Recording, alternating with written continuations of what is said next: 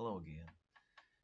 In our last chapter, chapter 2, we learned that Despero is very, very small and he's very strange and he has some really, really big ears and he's kind of sickly.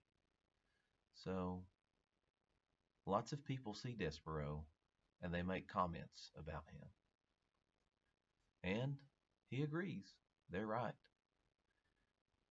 Despero is out looking for crumbs and he hears something and he says it sounds like honey. I wonder what he heard. Chapter 3, Once Upon a Time. Despero's siblings tried to educate him in the ways of being a mouse. His brother Furlough took him on a tour of the castle to demonstrate the art of scurrying. Move side to side, instructed Furlough, scrabbling across the waxed castle floor. Look over your shoulder all the time. First to the right, and then to the left. Don't stop for anything. But Despero wasn't listening to Furlough.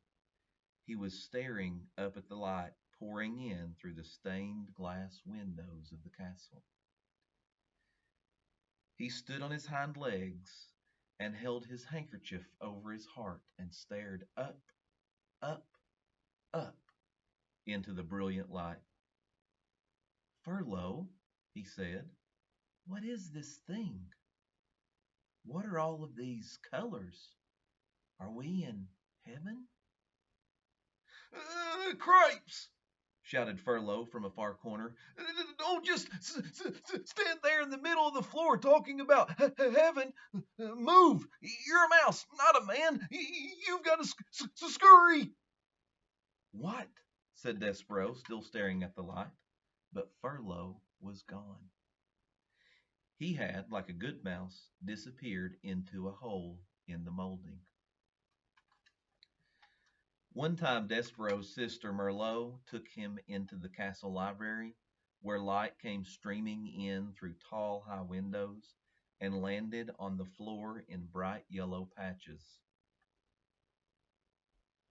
Here, said Merlot, follow me, little brother, and I will instruct you on the fine points of how to nibble paper. Merlot scurried up a chair and from there hopped onto a table on which there sat a huge open book. This way, small brother, she said as she crawled onto the pages of the book, and Despero followed her from the chair to the table to the page. Now then, said Merlot, this glue here is tasty, and the paper edges are crunchy and yummy like so. She nibbled the edge of a page and then looked over at Despero. You try, she said. First a bite of some glue, and then follow it with a crunch of the paper. And these little squiggles, they're very tasty. Despero looked down at the book, and something remarkable happened. The marks on the pages, the squiggles, as Merlot referred to them, they arranged themselves into shapes. And the shapes arranged themselves into words. And the words spelled out a delicious and wonderful phrase. Once upon a time. Once upon a time, Despero whispered. What? Asked Merlot. Oh, nothing, said Despero. Eat, encouraged Merlot.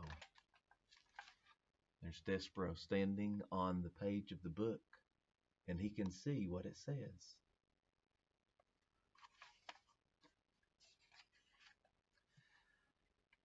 I couldn't possibly eat it, said Despero, backing away from the book. Why? Asked Merlot. It would ruin the story, said Despero. The story? What story? Merlot stared at him. A piece of paper trembled at the end of one of her indignant whiskers. It's just like Pa said when you were born. Something is not right with you. She turned and scurried from the library to tell her parents about this latest disappointment.